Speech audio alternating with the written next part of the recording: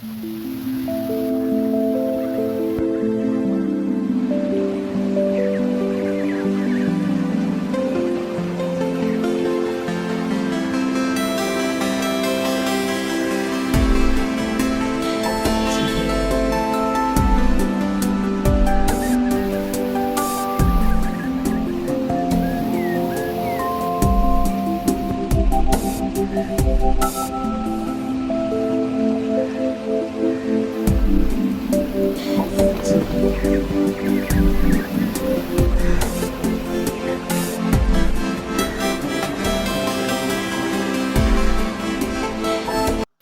Friends, അപ്പോൾ എല്ലാവർക്കും ഇന്നത്തെ എൻ്റെ ഒരു പുതിയ ദിവസത്തിലേക്ക് സ്വാഗതം കേട്ടോ.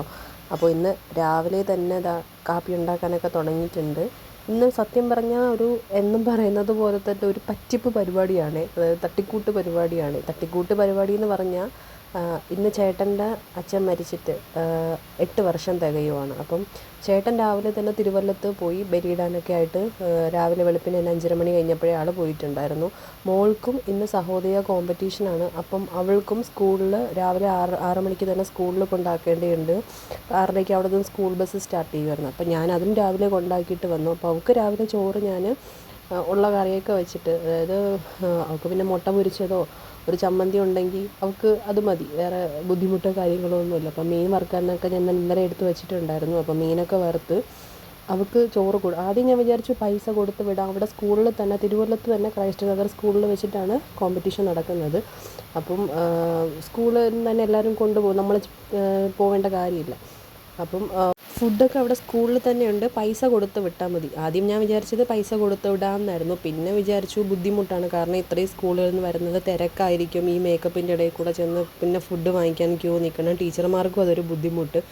അപ്പോൾ പിന്നെ അതുകൊണ്ട് ഉള്ള കറി വെച്ച് ചോറ് എന്നെ അങ്ങ് കൊടുത്തു വിടാമെന്ന് വിചാരിച്ച് ചോറും കാപ്പിയും എല്ലാം പാക്ക് ചെയ്ത് കൊണ്ടുപോയിട്ടുണ്ട്. രാവിലെ ഒരു ഗ്ലാസ് പാല് മാത്രം കുടിച്ചുകൊണ്ട് പോയി.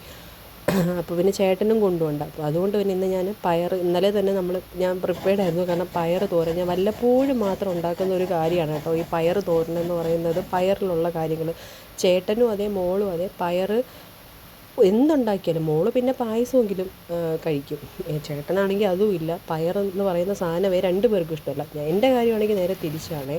എനിക്കാണെങ്കിൽ ഈ ചെറുപയർ ചേരുന്നതെല്ലാം ഭയങ്കര ഇഷ്ടമാണ്. പയർ തോരനാവട്ടെ, പുട്ടും പയറും പപ്പടമാവട്ടെ, പായസമാവട്ടെ, പയർ വെച്ച് സുഖിയനാവട്ടെ, പയർ വെച്ചുള്ള എന്ത് ഐറ്റവും എൻ്റെ മോസ്റ്റ് ഫേവറേറ്റാണ്. അപ്പോൾ ഇന്ന് എന്തായാലും ഞാൻ വിചാരിച്ചു പയർ തോരനൊക്കെ ആക്കാം. അരിയാനും പറക്കാനും ഒന്നും നിൽക്കണ്ടല്ലോ, നമ്മളല്ലേ ഉള്ളൂ, ഞാനും അമ്മ അച്ഛനൊക്കെ അല്ലേ ഉള്ളൂ. അവർക്കൊക്കെ പയർ തോരൻ ഇഷ്ടവുമാണ്. ചേട്ടനൊക്കെ പിന്നെ രാത്രി വരുമ്പോൾ ഉള്ള കാര്യമുള്ളൂ. അപ്പോഴും മീൻ കറിയൊക്കെ ഉണ്ട്, എന്തെങ്കിലുമൊക്കെ വെച്ച് നമുക്ക് അഡ്ജസ്റ്റ് ചെയ്യാമെന്ന് വെച്ചിട്ട് ഇന്നലെ തന്നെ പയറെടുത്ത് വെള്ളത്തിട്ടിട്ടുണ്ടായിരുന്നു.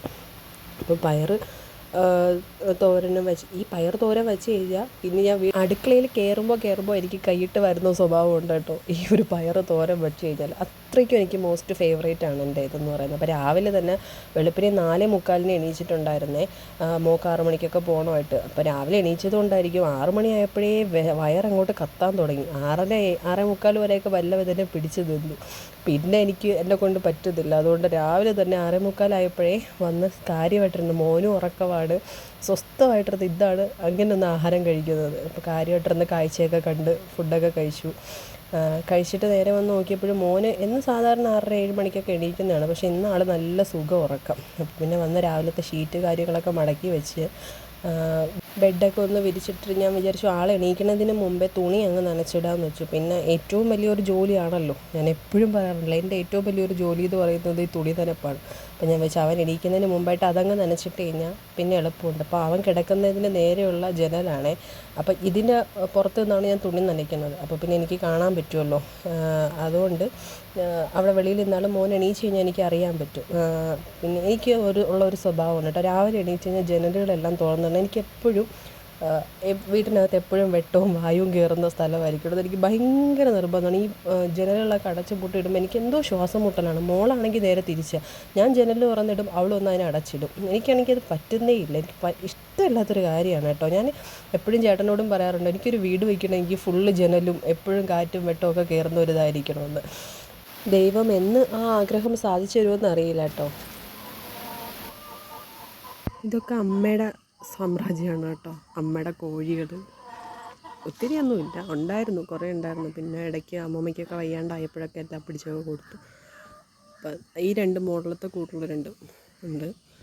പിന്നെ അവിടെ ആ കൂട്ടിലുണ്ട്.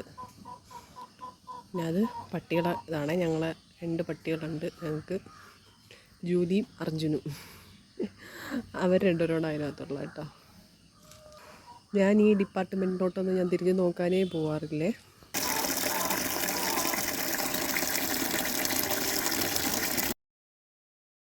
അപ്പോൾ ഇതിനിടയ്ക്ക് അമ്മയും വന്നിട്ടുണ്ടേ. അമ്മ കടയിൽ പോയിട്ട് വന്നു. ഞാൻ തുണി നനച്ചൊക്കെ തിരിച്ചു കഴിഞ്ഞപ്പോഴത്തേക്ക് അതിന് മുമ്പേ തന്നെ അമ്മ വന്നിട്ടുണ്ടായിരുന്നു. ഞാൻ തുണിയൊക്കെ നനച്ചു. ഒത്തിരി തുണിയുണ്ട് കേട്ടോ. എനിക്കറിയില്ല, എനിക്ക് തുണി നനപ്പാണ് എന്നെ കൊണ്ട് പറ്റാത്തൊരു കാര്യം. ബാക്കി എന്ത് ജോലിയും ചെയ്യാൻ മടിയില്ല, പക്ഷേ തുണി നനയ്ക്കുന്ന കാര്യം മാത്രം. നമ്മുടെ ഷീറ്റ് മടക്ക, ഷീറ്റ് പോവാ, ബസ് എടുക്കാൻ പോകുന്ന അമ്മ ഷീറ്റ് മടക്കാനാണ് പറഞ്ഞത്. അല്ല, ബസ് എടുത്തുകൊണ്ട് വരാനല്ലേ പറഞ്ഞ്. പിള്ളേർ കിടന്നിട്ട് എണീച്ചിട്ട് ഷീറ്റ് പിള്ളേർ മടക്കണം. ഞാൻ അമ്മടിയെ കൊണ്ട് ഓരോന്നായിട്ട് ഒന്ന് ചെയ്യിപ്പിച്ച് തുടങ്ങുവാണ് കേട്ടോ. അതായത് ഇപ്പോൾ ഷീറ്റൊക്കെ മടക്കാനായാലും അവരെയും കൂടെ എന്ത് കാര്യം ചെയ്യുമ്പോഴും അവരെയും കൂടെ ഉൾപ്പെടുത്താൻ ഞാനിപ്പോൾ നോക്കാറുണ്ട്. എടുത്ത സാധനം എടുത്തെടുത്ത് വയ്ക്കാം. പക്ഷെ ആൾ അങ്ങനെ ഒന്നും ചെയ്യാറൊന്നും ഇല്ല. വയ്ക്കാൻ പറഞ്ഞാലൊന്നും വയ്ക്കും, പറയുമ്പോൾ കൊണ്ടുവയ്ക്കും, തിരിച്ചതുപോലെ എടുത്തുകൊണ്ട് എറിയും. അതാണ് ആളുടെ ഒരു ക്യാരക്ടർ. എന്നാലും ഇപ്പം എന്തെങ്കിലും കളിപ്പാട്ടങ്ങളൊക്കെ എടുത്താൽ തിരിച്ചു കൊണ്ട് വയ്ക്കാൻ പറയുമ്പോൾ ചെയ്യാറുണ്ട്. പതുക്കെ പതുക്കെ ട്രെയിൻ ചെയ്യിപ്പിച്ചെടുക്കണം. ഇപ്പോഴേ ശീലിപ്പിച്ചാലല്ലേ നടക്കുള്ളൂ. അപ്പോൾ ഞങ്ങൾ കാര്യമൊക്കെ പറഞ്ഞ് പതുക്കെ ഷീറ്റൊക്കെ വിരിച്ച് മടക്കിയൊക്കെ വെച്ചിട്ട് വന്നത്. അമ്മ മീൻ വാങ്ങിച്ചുകൊണ്ട് വന്നിട്ടുണ്ടായിരുന്നേ. കൊയ്യാള മീനായിരുന്നു കേട്ടോ. അച്ഛൻ കടയിൽ സ്ഥിരം വരുന്ന ആളിൻ്റെ കയ്യിൽ നിന്ന് വാങ്ങിക്കുന്നതുകൊണ്ടാണ് ഇത്രയൊക്കെ. അല്ല നമ്മളിവിടെ നിന്നൊന്നും വാങ്ങിക്കാൻ നമുക്ക് ഇത്രയൊന്നും കിട്ടത്തൊന്നുമില്ല. 100 രൂപയ്ക്കൊക്കെ 6, 7, 8 ഒക്കെ തന്നെയാണ് തരുന്നത്. പക്ഷേ ഇത് സ്ഥിരം വർഷങ്ങളായിട്ട് വാങ്ങിക്കുന്നതായതുകൊണ്ട് നമുക്ക് കുറച്ചൊക്കെ ഒരു ലാഭത്തിന് തരാറുണ്ട് കേട്ടോ. അവിടെ നിന്ന് വാങ്ങിക്കുമ്പോഴാണ് നമുക്ക് കുറച്ചൊരു ലാഭമായിട്ട് തോന്നാറ്. ഇനി ഇതൊക്കെ ഒന്ന് വെട്ടി വെച്ചിട്ട് വേണം നാത്തൂനെ കൊണ്ടാക്കാനായിട്ട് പോകണം. ഇപ്പം സഹോദരന് ജോലി ഉള്ളതുകൊണ്ട് ഞാനാണ് കൊണ്ടാക്കാനും വിളിക്കാറും ഒക്കെ പോകുന്നത് കേട്ടോ. അവന് ജോലി ഉള്ളതുകൊണ്ട് ഇന്നലെ വിളിച്ച് പറഞ്ഞിട്ടുണ്ടായിരുന്നു. ഇച്ചിരി ദൂരമുണ്ട് ഇവിടെ നിന്ന്. അപ്പം ഇത്രയേ ഉള്ളൂ ഇന്നത്തെ ഒരു വീഡിയോ.